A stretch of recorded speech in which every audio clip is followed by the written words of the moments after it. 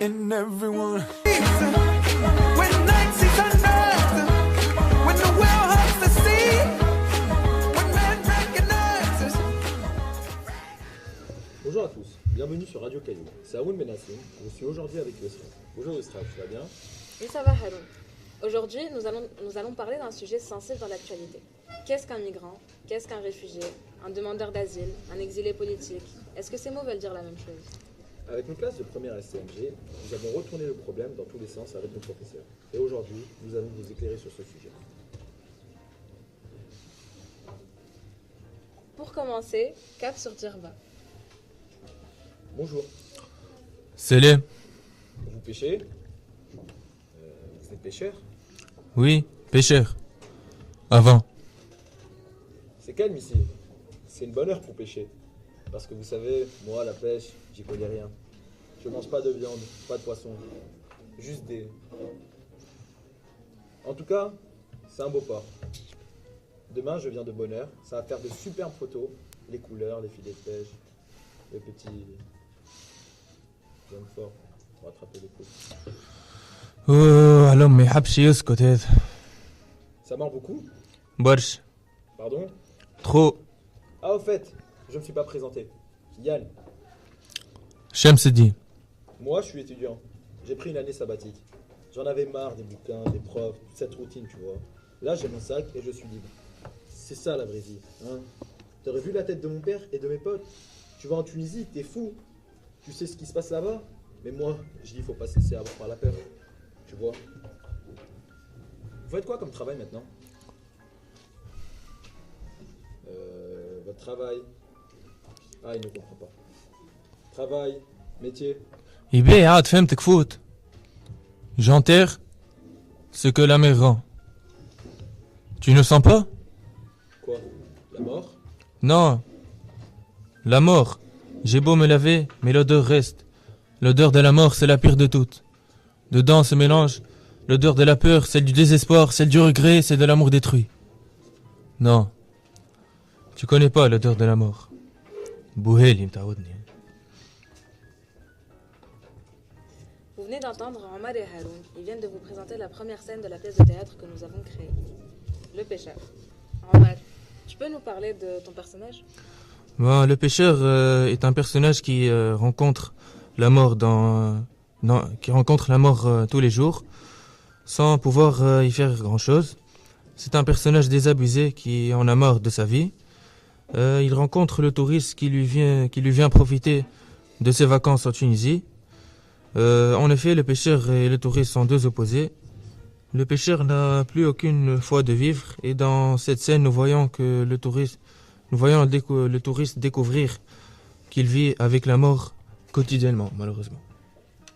Justement, Yosra, n'oubliez pas que ce personnage est inspiré d'une personne réelle, du nom de Shemseddin Marzour, qui enterre le corps des migrants en Tunisie. Alors, j'ai une question. Quelle est la différence entre un réfugié et un migrant? Alors, un migrant est une personne qui se déplace d'un lieu à un autre, d'un lieu d'émigration à un lieu d'immigration, pour des raisons politiques, sociales, économiques ou personnelles. Alors qu'un réfugié, c'est une personne qui se trouve hors de son pays d'origine en raison d'une crainte de persécution, de conflit ou de violence ou d'autres circonstances qui ont gravement bouleversé l'ordre public. D'accord. Et qu'est-ce qu'un demandeur d'asile?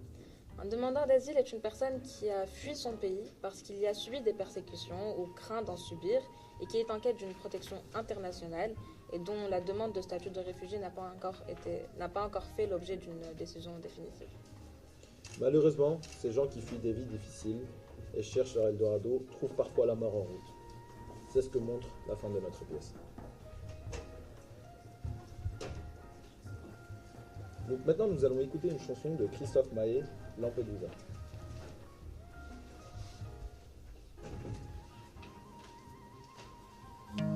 Je pense à toi, mon amour. Moi qui suis loin de nos terres. J'y vais pour toi, mon amour. Pour maman et pour mes frères. Là-bas, c'est une terre d'accueil. Je serai bientôt sur le seuil. Oh, là-bas, c'est l'Europe. sur cette mer d'écueil, sous cette lune en deuil, on écope.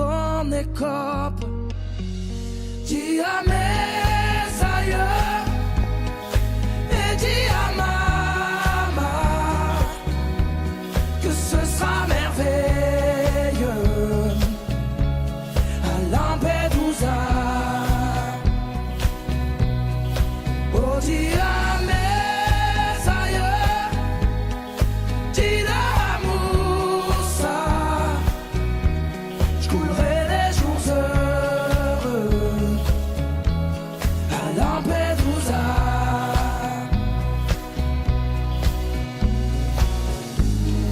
Je pense à toi, mon amour. Toi, qu'es-tu en train de faire? Ne t'en fais pas, mon amour. Bientôt vous serez si fiers. Et même si le temps se gâte, même si le vent nous frappe, j'arriverai bientôt. Et même si les vagues tapent, la prochaine étape, c'est l'Eldorado. Dis à mes aïeux et dis à maman que tout ira mieux à Lampedusa. Oh, dis à mes aïeux, dis à Moussa, je coulerai des jours heureux à Lampedusa. Oh mon Dieu, j'ai tant rêvé de ce lieu, qu'il y avait pour toi et moi. J'ai tant rêvé de ce lieu que j'attendrai pas. Oh, si tu savais, mon Dieu, oh, j'ai froid. Oh mon Dieu, à toi je te dis adieu, mais dis rien à maman. Je revois encore tes yeux, j'entends la sansa pendant que je coule au milieu, au large de Lampedusa. Oh mon Dieu, je t'en rêvé, crois-moi.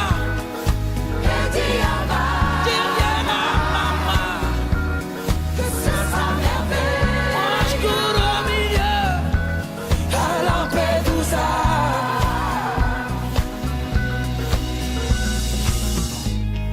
Je pense à toi, mon amour. Cette pensée sera la dernière. C'était une chanson de Christophe Maé, Lampedusa, que nous avons étudiée cette année en cours de français. Notre pièce de théâtre a été largement inspirée par un roman de Laurent Godet, Eldorado. On y rencontre la mort et des moments tragiques, mais aussi des scènes d'espoir, comme dans cet extrait. Vous allez rencontrer deux personnages du roman, et d'abord le garde-côte italien, Salvatore Peretti. Au bout de quelques instants, il remarqua qu'un jeune homme était là, en face de lui, qui l'observait avec insistance. D'abord, il baissa les yeux, pensant que l'autre finirait par partir, mais il continuait à sentir son regard peser sur lui. Alors, il le contempla à son tour. C'était un jeune homme, au visage maigre, qui avait l'air timide. Il se tenait bien droit et n'avait pas détourné les yeux depuis qu'il était arrivé. Que voulait-il ? Qu'avait-il vu en lui qui l'arrêtait ainsi ? D'un coup, le jeune homme s'approcha. Il était mal habillé. Il s'arrêta à quelques mètres, le salua de la tête, avec politesse, puis s'accroupit pour être à la même hauteur que lui et lui demanda « Massambalo ?» Le commandant fut stupéfait. Il comprenait ce que cela voulait dire, mais ne savait que répondre. Massambalo. Il se souvenait du récit qu'il avait entendu la veille. C'était bien ce même nom, celui du dieu des émigrés, qui lance à travers le continent des ombres pour veiller sur les peuples en souffrance. Que lui voulait ce jeune homme ? Plus il cherchait en son esprit, plus il lui semblait impossible de répondre quoi que ce soit. Le jeune homme continuait à le regarder et attendait manifestement un mouvement ou un geste de sa part. Le commandant sentait que quelque chose de définitif se jouait là, pour lui, dans l'air chaud de cette place. Allait-il consentir ou renoncer? Il laissa la douceur environnante traverser. Massambalo. Le jeune homme venait de répéter sa question. Salvatore Piracci cligna des yeux, comme pour congédier les ombres qui avaient envahi son esprit le temps de quelques secondes. Il pensa que s'il acquiesçait, cela suffirait à rendre à cet homme la force qu'il n'avait plus. Puis, il pensa à la cruauté qu'il y aurait à agir ainsi.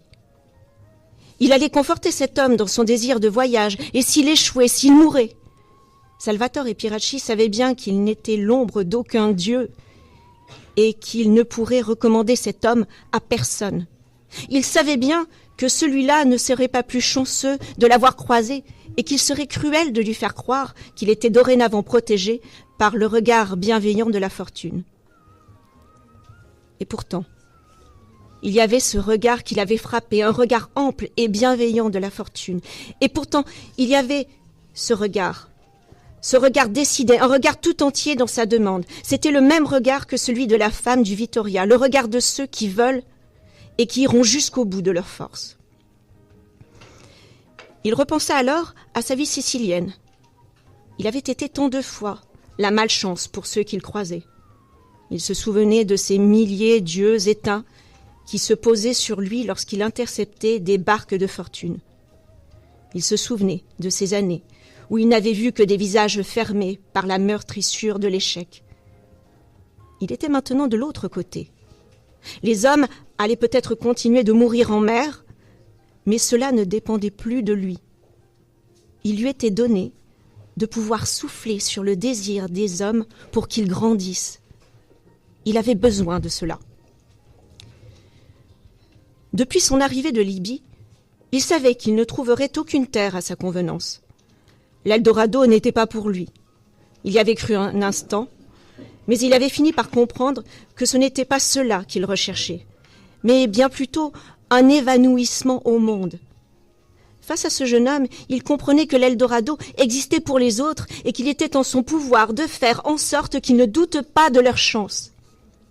Eux aspiraient à des pays où les hommes n'ont pas de faim, où la vie est un pacte avec les dieux. La fièvre de l'Eldorado, c'est cela qu'ils pouvaient transmettre. Massambalo? Le jeune homme venait de poser sa question pour la 3e fois. Il sembla alors à Salvatore Piracci qu'il n'était parti de Sicile que pour cet instant. Sans le savoir, c'est vers cela qu'il était allé. Lentement, sans dire un mot, il acquiesça de la tête. Le visage du jeune homme s'illumina d'une lumière qu'il n'aurait jamais cru possible chez un être humain. Puis il enleva lentement le petit collier de perles vertes qu'il avait autour du cou et le lui tendit, avec déférence, comme on tend un présent à un souverain que l'on craint d'offenser. Salvatore Piracci le prit dans ses mains et, avec la même lenteur, le mit autour de son propre cou. Après être resté un temps silencieux, tête baissée, le jeune homme se leva avec une sorte de sérénité majestueuse et prononça son nom. La main fine. « Soleiman », dit-il doucement. Puis il regarda Salvatore Piracci une dernière fois et disparut. Il avait livré son amulette à une ombre de Massambalo et partait dorénavant à l'assaut de l'Europe. Plus rien ne l'effraierait. Le dieu des émigrés veillait sur lui. Cela le rendait sûr de lui, sans vanité et courageux sans arrogance. Salvatore Piracci le regarda disparaître. Il toucha du bout le collier de perles vertes qu'il venait de mettre à son cou. Il était bien. Merci Madame Noyas pour cette lecture.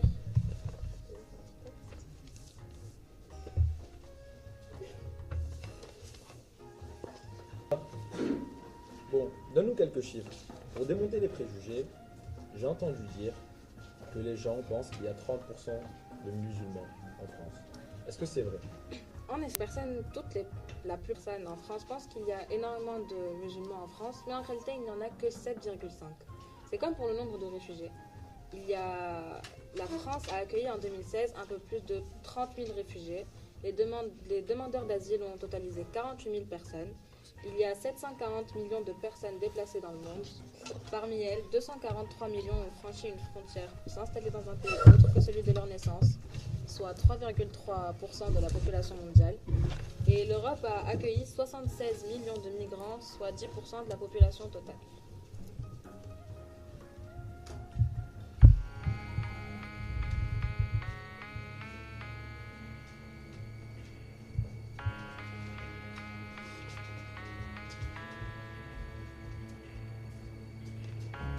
Je suis dans un bateau ballotté. La mer me fait naviguer. Les vagues me font voyager. J'ai promis d'être le premier, quitte à y rester.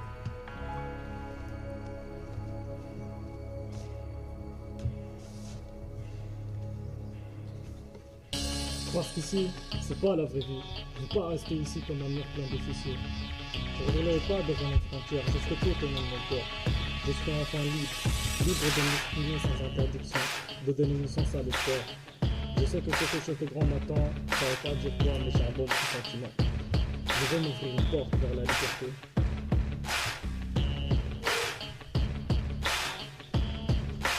Merci Amine de cette chanson chantée en direct du studio de Radio Caillou. Excusez-moi. Cette chanson est extraite de notre pièce de théâtre Le Péché. Et il est temps, de présenter nos invités spéciales, Madame Agnès Poulain et Madame Laura Aïtaïssa.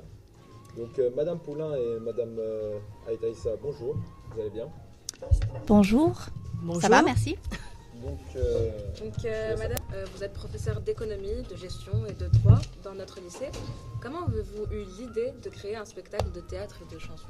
En réalité, c'est une idée qui avait pour objectif de travailler en interdisciplinarité avec des professeurs d'autres matières. Donc, en l'occurrence, les professeurs de français, Madame Noyas et Madame Aïtessa sur les deux classes. Et l'idée était effectivement de mettre en commun des compétences qu'on va retrouver dans toutes les disciplines pour que les élèves puissent faire le lien dans ces différentes matières et rebondir là-dessus, quelle que soit la matière. merci. Et Madame Aïtaïssa, vous pouvez nous expliquer quelles étapes ont été nécessaires pour réaliser Tout d'abord, on voulait un thème d'actualité qui touche un peu tout le monde et qui nous tenait à cœur, donc le thème de la crise des réfugiés. Et les étapes, c'est un projet qui a eu lieu pendant toute l'année, comme tu le sais. Oui. Hein. Donc on a commencé notamment en AP avec des matières croisées. On a fait des recherches documentaires sur le thème des réfugiés. On a étudié des photos, on a étudié des revues de presse. Vous avez fait des recherches. des films? Vous avez vu des films. Vous avez beaucoup On a travaillé. notamment aussi vu le spectacle de Florent Maokou. Entre autres, oui. Tu peux peut-être nous expliquer un petit peu ce que c'était? Tu te rappelles? Donc oui, le spectacle de Florent Maokou, c'était Maï Braza. C'est un spectacle qui parle de la guerre qu'il y a eu au Congo. Donc c'était son histoire qu'il avait vécue lui, comment il a dû partir de son pays, comment la danse en quelque sorte. À travers la danse, il a réussi à s'exprimer, à se délivrer un peu des souffrances qu'il avait à cause de ça, tout ça. Et voilà, à peu près. Voilà, donc vous avez fait plein de choses. Et ça vous a permis, ça a permis aux élèves, c'était notre objectif, Madame Poulain, n'est-ce pas? En effet. De réfléchir à ce thème, de se forger une idée, d'avoir un esprit critique et de construire des débats, de construire des sujets d'invention, d'écrire, de réfléchir et de créer. Et ça nous a aussi sensibilisés. Voilà, c'est exactement ça. Je crois qu'on avait quelque part deux grands objectifs, évidemment. Répondre aux nécessités d'une première STMG en français, en économie, en droit, mais aussi sur les autres disciplines pour acquérir des outils d'une autre manière, mais aussi sensibiliser les élèves à des sujets d'actualité pour lesquels ils ne sont pas forcément très bien informés et à partir de là en faire finalement un spectacle citoyen et faire d'eux des citoyens informés, concernés en tout cas. Donc concrètement, c'était quoi ce spectacle? c'était l'aboutissement de toutes ces étapes de réflexion. Et puis après, les élèves ont eu des ateliers d'écriture avec des artistes, HK, Kadoura Dadi et Saïd Zarouri. Et vous avez donc écrit 2 pièces de théâtre, Le Pêcheur pour la STMG 1, pardon, Gibraltar pour la STMG 1 et Le Pêcheur pour la STMG 2. Je voulais vous demander, Madame Poulain, est-ce que ça a été difficile de créer ce sujet et est-ce que vous regrettez de vous être lancé dans cette aventure avec nous? Alors, je vais commencer par la deuxième question. Non, bien sûr, il n'y a pas de regret. Il y a évidemment beaucoup de plaisir, de joie, de satisfaction d'avoir pu mener ce projet à bout, de voir aussi ce que les élèves ont produit, parce qu'on est toujours très surpris et agréablement surpris finalement de voir que dans ce type de projet, il y a beaucoup de bonheur, de joie partagée, de communion aussi, et avec l'équipe, les 2 autres enseignantes, Madame Noyas et Madame Aetessa. Est-ce que ça a été difficile? Oui. Beaucoup d'énergie, beaucoup de stress, mais beaucoup de satisfaction. Et puis beaucoup d'enrichissement et aussi à chaque fois on apprend des nouvelles choses. Nous aussi on est des apprenants perpétuels, à la fois dans notre métier et dans notre individualité. Donc oui, c'était riche et difficile et enrichissant. Donc tout ce projet a été mené également avec l'aide de 3 artistes, donc HK, Crimo et Saïd. Oui. Et grâce à vous aussi, Madame Poulain, Madame Mayas et Madame Aetessa. Merci beaucoup. Mais merci à vous. Merci à vous et bravo à vous. Merci de nous avoir ouvert les yeux sur les préjugés qu'on avait, sur les perceptions, les fausses perceptions qu'on avait. Et donc voilà. Donc, et pour finir cette émission en musique, nous écoutons une dernière chanson du spectacle chantée en direct par nous.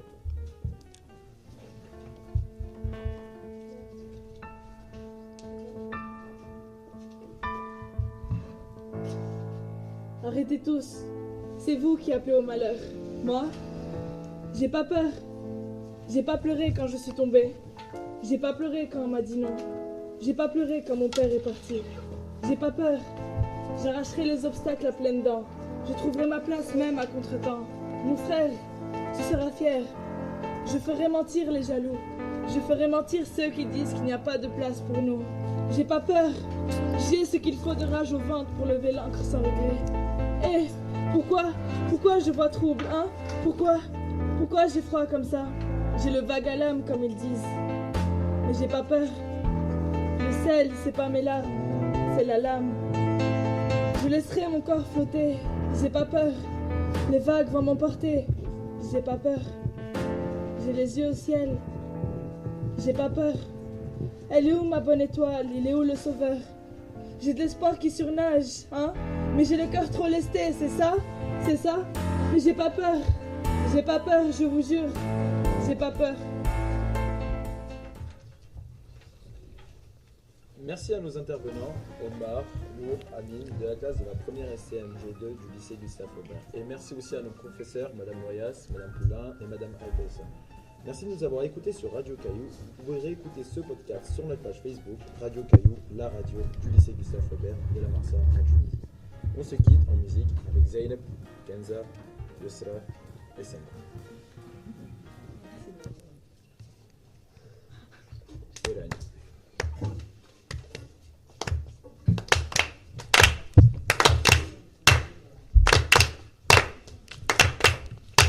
Je suis sur un bateau vers une nouvelle direction. Je vois le ciel et la mer se marier à l'horizon. Je sais pas si j'arriverai sur la rive en vie, mais tout ce que je sais, c'est que je peux pas rester ici. Plus je grandis, plus je vois que tout va de travers. Pas question de laisser le destin me la faire à l'envers. Certains m'ont dit coupable d'être africain. Maman, c'est le moment, faut pas attendre demain.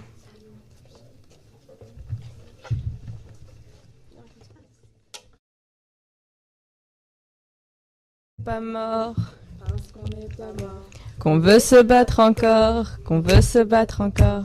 Parce qu'on a fait le choix de pas se laisser mourir. De regarder devant soi et de miser sur l'avenir. Parce qu'on n'est pas mort, parce qu'on n'est pas mort. Qu'on veut se battre encore, On veut se battre encore. parce qu'on a fait le choix de pas se laisser mourir. De regarder devant soi et de miser sur l'avenir. Personne misait sur nous, on est parti sans revenir. On ira jusqu'au bout pour un meilleur avenir.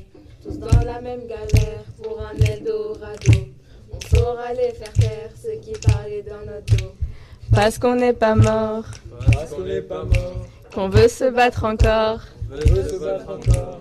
Parce qu'on a fait le choix de pas se laisser mourir, de regarder devant soi et de miser sur l'avenir. Maman, je suis partie pour un voyage sans retour. Je t'ai laissé derrière moi pour suivre mon parcours. Avec mes frères et sœurs sur une barque de fortune, on a traversé la mer sous l'œil de la pleine lune. Parce qu'on n'est pas mort, Parce qu'on n'est pas mort, qu'on veut se battre encore. on veut se battre encore. Parce qu'on a fait le choix de pas se laisser mourir, de regarder devant soi et de miser sur l'avenir. Parce qu'on n'est pas mort.